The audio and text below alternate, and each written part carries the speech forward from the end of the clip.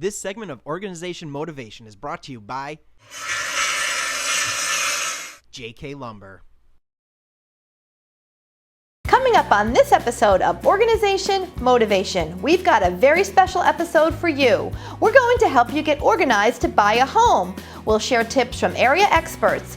First, we'll meet with Realtor Mary Hamlin of Assist2Sell in New Hartford and get all of her amazing tips on how to purchase a home. Next, we'll stop up at First Source Federal Credit Union and speak to mortgage expert Jasmine Davis to give you all the financial tips you need to purchase a home. Next, we stop at JK and meet with our good friend Sam Rudolph to discuss plumbing fixtures and what an amazing array of options available right here at JK Lumber in New Hartford. Later, we stop up at the New Hartford Shopping Center and chat with Bill Morris and talk about their upcoming event, New Hartford Shopping Center's Got Talent. All this and more coming up on this episode of Organization Motivation. As the Declutter Coach, my job is to help families and businesses cut the clutter, break the cycle of disorganization, and return peace and harmony to their home, their workspace, and their life. As a wife, mother of 3, and a business owner, I know the multiple demands parents and employers face in trying to keep organized, manage their time effectively, and be more productive. Let my energy and enthusiasm motivate you to start today. This is Organization Motivation.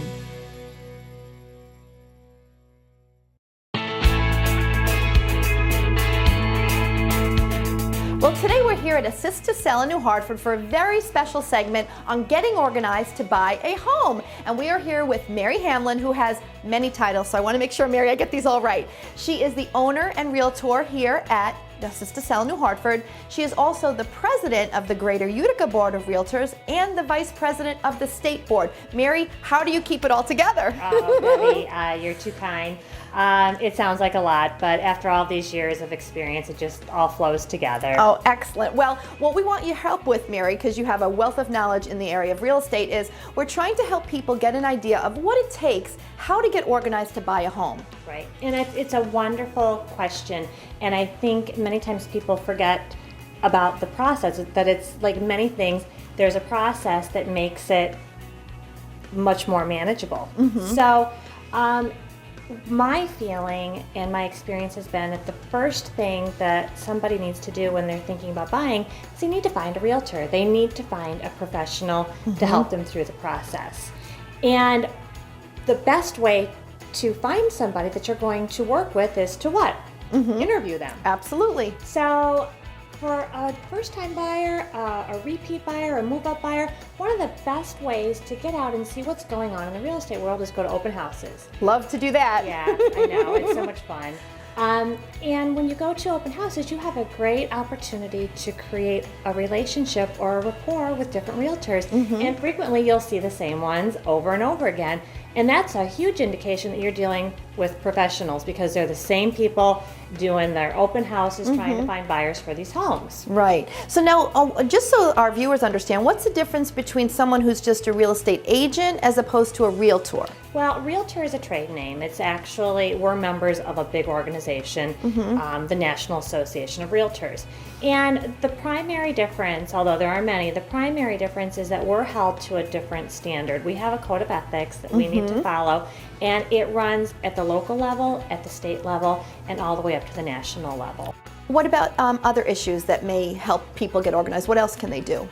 Well, as we mentioned, the first thing is to find a realtor, somebody that you have a chemistry with, and then to interview them and make sure that they're going to be able to meet your needs. The next thing, equally as important to finding a realtor, is finding a lender who you're going to be comfortable working with, and to get a pre-approval letter. And that pre-approval letter is going to be the basis for you to move to the next level, which is establishing a budget that you can work within and what to help determine what you're able to spend on a house. Right, and so will the realtor help you do that? Will you help the buyer do that? How do you know what can I afford?